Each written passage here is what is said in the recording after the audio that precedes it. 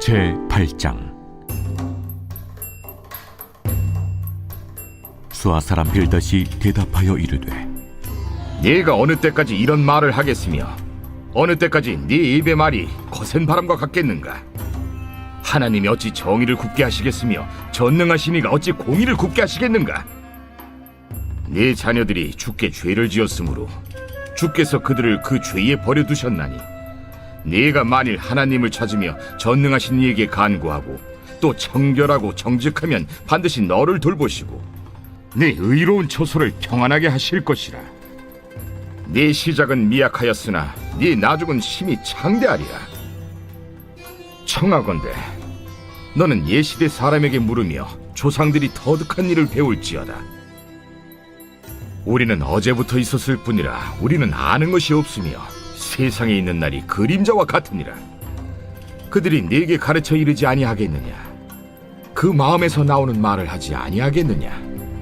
왕골이 진펄 아닌 데서 크게 자라겠으며 갈대가 물 없는 데서 크게 자라겠느냐? 이런 것은 새순이도다 아직 뜯을 때가 되기 전에 다른 풀보다 일찍이 마르느니라. 하나님을 잊어버리는 자의 길은 다 이와 같고 저속한 자의 희망은 무너지리니, 그가 믿는 것이 끊어지고 그가 의지하는 것이 거미줄 같은즉 그 집을 의지할지라도 집이 서지 못하고 굳게 붙잡아 주어도 집이 보존되지 못하리라.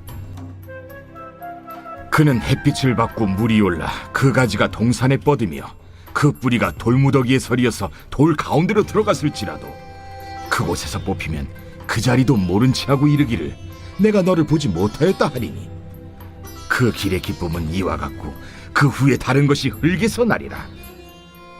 하나님은 순전한 사람을 버리지 아니하시고 악한 자를 붙들어주지 아니하시므로 웃음을 네 입에 즐거운 소리를 네 입술에 채우시리니, 너를 미워하는 자는 부끄러움을 당할 것이라. 악인의 장막은 없어지리라.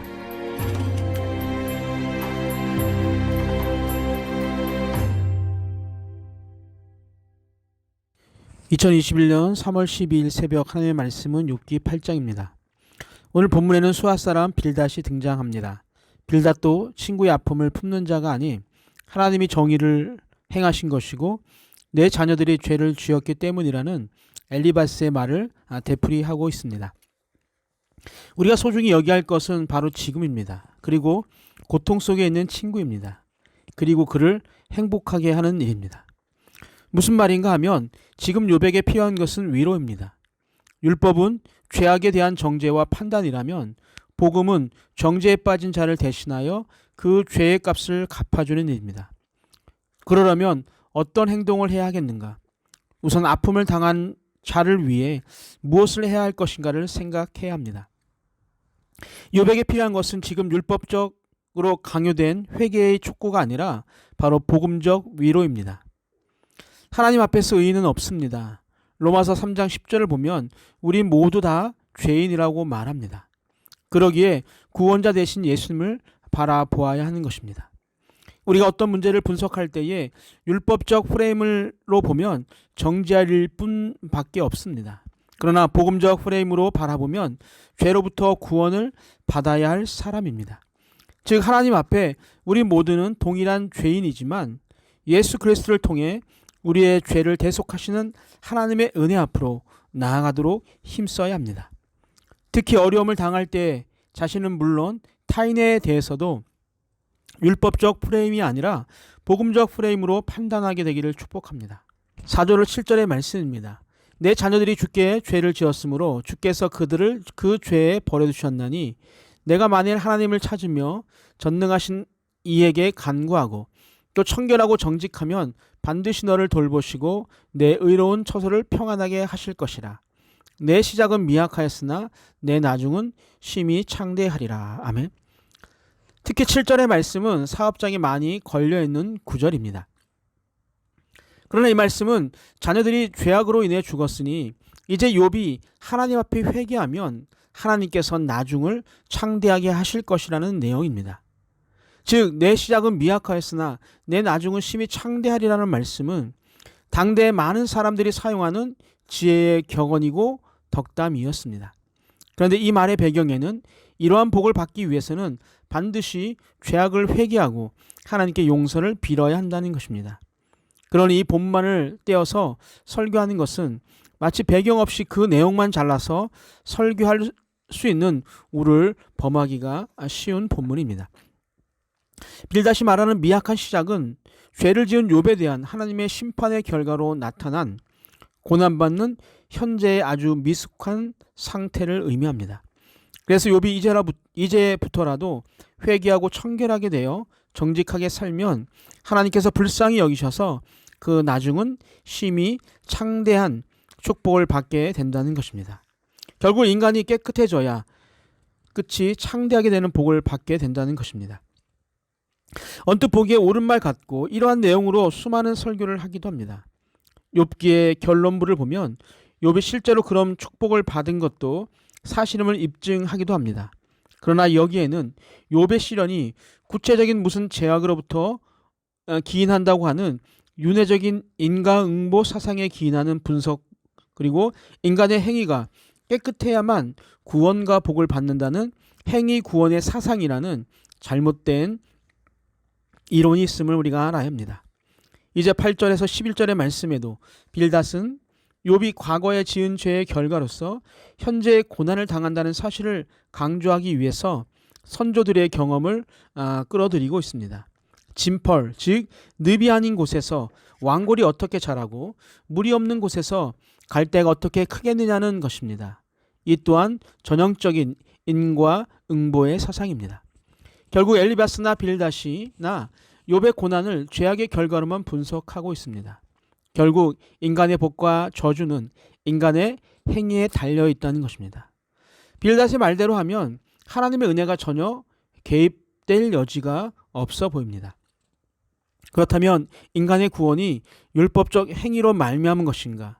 인간의 복이 율법적 선한 행위로 기인되는 것인가? 하는 것입니다. 그렇다면 모든 인간이 죄를 범하였다면 저주밖에 남는 것이 없어서 인간의 소망이 전혀 존재할 수 없습니다. 하나님의 은혜가 전혀 개입할 수 없게 된다는 것입니다.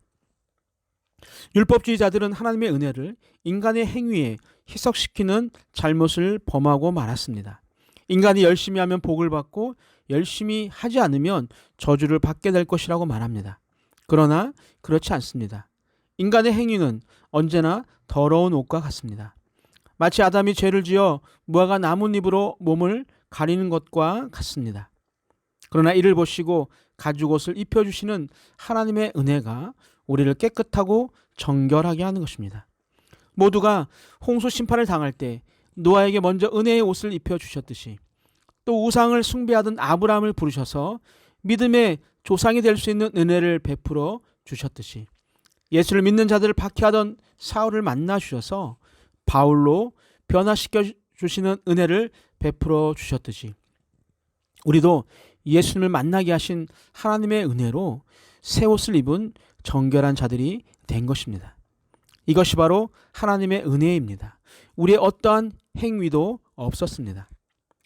욥도 어떤 악한 일을 해서 저주가 임한 것이 아니고 욥이 어떤 특별한 의로운 행동으로 다시 복이 임하고 끝이 창대하게 되는 것도 아닙니다.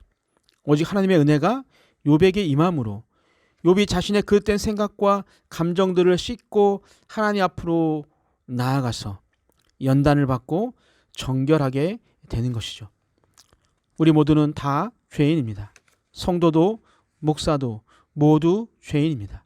그럼에도 하나님의 은혜가 마치 물이 바다를 덮음같이 오늘도 우리 안에 충만히 임하여 그 은혜로 우리가 믿음을 통해 살아가는 것임을 잊지 말아야 합니다.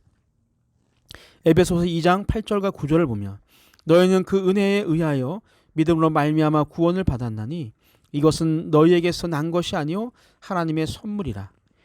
행위에서 난 것이 아니니 이는 누구든지 자랑하지 못하게 함이라. 아멘.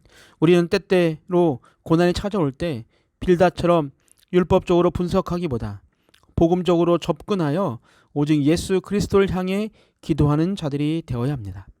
율법적 정죄 아래 놓이는 자가 아닌 복음의 은혜 아래서 참 행복을 누리게 되기를 주님의 이름으로 축복합니다. 기도합니다. 사랑의 하나님, 오늘도 새벽을 깨우며 하나님의 말씀으로 하루를 시작하게 하시니 감사드립니다. 어렵고 힘든 일을 당한 자에게 율법적 잣대로 정죄하는 자가 아니라 복음적 은혜로 품는 자들이 되게 하여 주옵소서. 오늘도 힘들고 어려운 일들이 많이 있을 텐데 헤쳐나갈 수 있는 힘과 믿음을 주시고 세상으로부터 자유로움을 얻고 말씀의 은혜를 마음껏 누리는 하루가 되게 하여 주옵소서. 사업장과 직장과 가정 위에 함께하여 주시고 믿지 않는 자들에게 복음의 씨앗을 뿌리는 멋진 그리스도인들이 다 되게 하여 주옵소서. 사랑이 많으신 예수님의 이름으로 기도하옵나이다. 아멘. 우리 함께 기도할 제목이 있습니다. 첫 번째, 율법의 눈이 아닌 복음의 눈으로 세상과 동료를 바라보는 자가 되게 하여 주옵소서. 두 번째, 주의를 잘 준비하게 하셔서 전하는 자와 듣는 모든 자가 은혜의 시간이 되게 하여 주옵소서. 함께 기도하시겠습니다.